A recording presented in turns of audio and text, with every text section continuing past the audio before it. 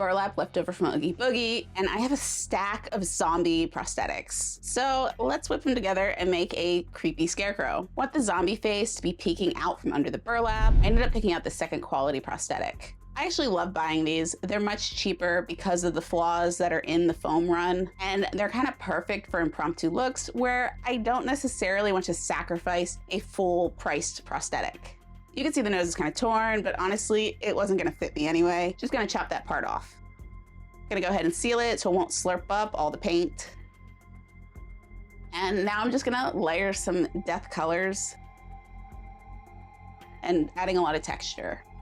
Add a little color and dimension to the wounds. What originally was gonna just be half painting it, ended up just keep going and adding more detail. Sometimes like to pre-paint pieces completely like this. It's definitely gonna cut your makeup day a lot shorter. And of course, as soon as I turned off the camera, I started to realize the zombie looked a little too similar to my Romero-inspired zombie from a couple years ago. And I did go ahead and heavily spatter some purple just to shift the color a little different, I guess.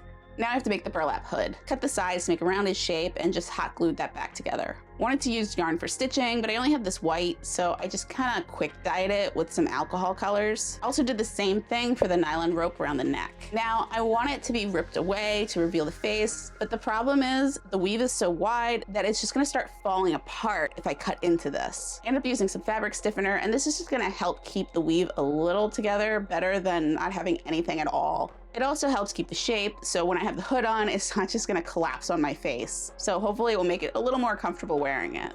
You can see the difference between the untreated and the stiffened areas. Grunged up the burlap with some dark brown and trimmed away the torn parts. Darkened the edges, just so it's a little more visible. Kind of created an evil eye and mouth, just to give it a little bit more of a character. Laced some of the yarn in the mouth and frayed the ends. Now for the makeup. Did apply a latex bald cap. Luckily, the prosthetic's gonna cover all these edges, so I didn't have to do much work. Now the face is glued down, just gotta blend those edges down. Sponging the same death colors that I used on the face, and just keep layering it, and eventually it's just gonna start blending into the face. Little shading is also gonna help tie in the face to the cap. Add some highlights, and blacken the exposed nose. Added some under eye wrinkles and a little more shading.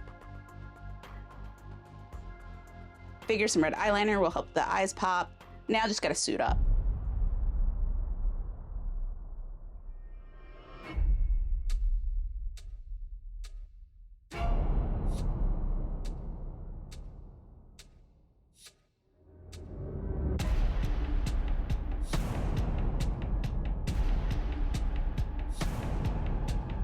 Now, if you want to recreate this look, but you don't have a prosthetic, you can create a super effective zombie look without any pieces. And click over to the next video to learn some tips and tricks in painting zombies.